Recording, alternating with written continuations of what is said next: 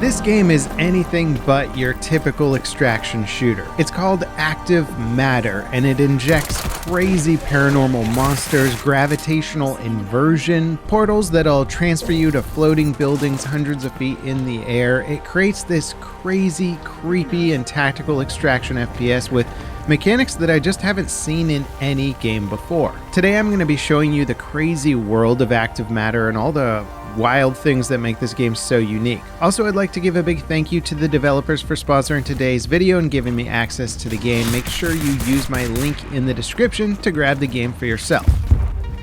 So, in Active Matter, the world is built around paranormal enemies and mechanics. This is a PvPvE experience, and the environmental hazards include humanoid flower monsters, freaky anomalies, brainwashed soldiers, feral mutant animals, invisible monsters, because of course, stone statues that stalk you when you break line of sight with them, which is just horrifying, and just about every other nightmarish construct you can think of. And it's not just freaky monsters and other players that you need to watch out for. There's also crazy gravitational anomalies, some of which will let you walk up walls or teleport between fractured chunks of floating buildings. The landscape of Active Matter is unlike anything I've experienced in a multiplayer extraction game before. In this game, you turn a corner and find yourself looking up to see some gravity and logic-defying insane structure that's just floating hundreds of feet up in the air. And of course, immediately I want to know what's up there, and thus begins your personal quest of trying to find a way up. The game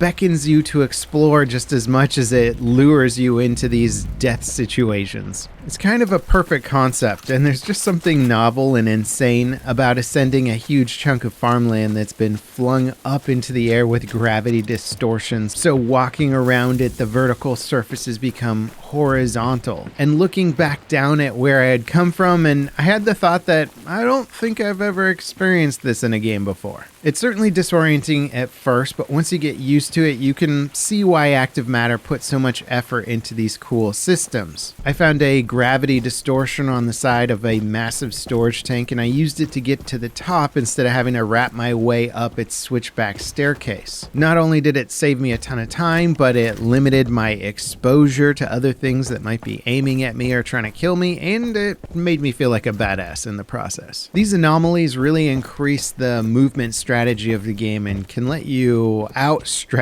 your opponents if you know how to take advantage of them. There's also portals that you can step through that'll teleport you to different sections of a building, and sometimes these portals are linked up with buildings that are floating hundreds of feet in the air. Now, figuring out what's on the other side of a portal is, I think, something you'll be able to maybe memorize by playing the game a lot, and it should hopefully help you maximize your loot and ability to navigate a map. But when you just jump through one without knowing what you're getting into and stumbling into a room of sleeping monsters, well, it's where this game becomes truly horrifying. On one raid, I went from stalking around an extract, trying to avoid certain players here and there, and it ended up turning into a pure horror game where I was being chased by these immortal statue creatures. Luckily, it turns out that grenades will blow up the statues, which is another cool aspect of the game that I like. Everything seems to have a counter or sort of a logical means of dealing with it. For a lot of enemies, aside from statues, if it's not moving or it hasn't noticed you, usually a single melee strike to the head will end up killing it. So stealth gameplay is going to be paramount to not only avoiding contact, but killing creatures without alerting everything else to your presence. If you see a swarm of insects, you can actually go indoors and they won't bother you. These swarms can be pretty overwhelming and eat up a ton of your ammo to try and clear them out, so just avoiding them tends to be the smarter play. Now, luckily, there's an in-game codex that catalogs all the enemies and provides some basic tips for dealing with them. This is certainly one game where I actually ended up using it quite a bit to make sure that I had all the best tools in play to deal with monsters and not waste health and ammo unnecessarily. Now, before joining a raid, you actually get to pick from different characters that have unique stats and appearances. These effectively act like classes, with one that offers better heals, one being a bit quieter, and another one that has faster reloads and stuff like that. But regardless of which character you pick, you can boost all of the character stats with chronogens, which you'll get 4 slots for, and they'll offer you passive buffs.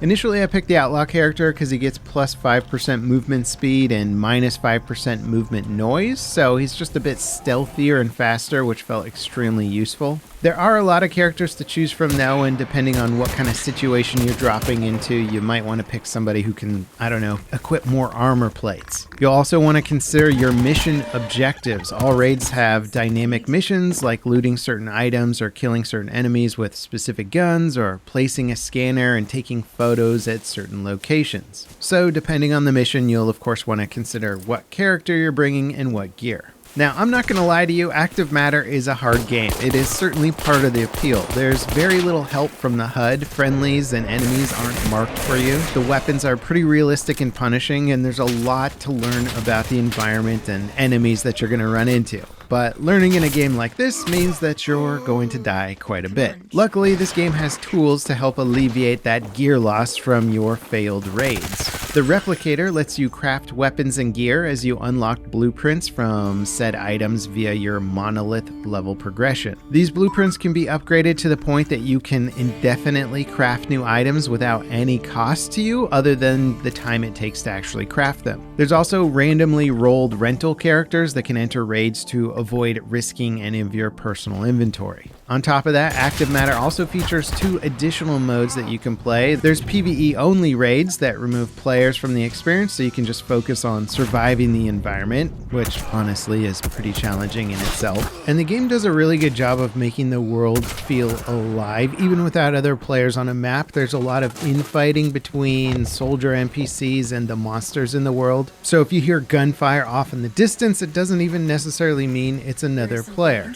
And if you're smart about it, you can even use the NPCs to pull monster aggro off of you or use it as an opportunity to move in and take them out. There's also an arena battle mode called Nexus Battles that offers a more traditional PvP multiplayer experience, which is definitely a good way to practice the PvP side of things so you don't fumble in an actual extraction. Now, I've been waiting for a multiplayer-focused paranormal extraction shooter, which sounds like an odd thing to be specifically waiting for, but ever since paranormal shooters became popular, this has seemed like the logical next step for the genre. And I have to say that the world of Active Matter truly is engrossing. The sci-fi elements add a lot of novel mechanics that you don't really see in such hardcore games. And it really makes me want to spend a lot more time in this world and master the art of creeping through such a hostile landscape. I'm looking forward to playing more of this game and seeing how it evolves over time. Thanks again to the devs for sponsoring this video, and be sure to check my link to grab Active Matter at activematter.game. As always guys, thank you so much for watching. I hope you enjoyed, and I'll see you next time. This is Level Cap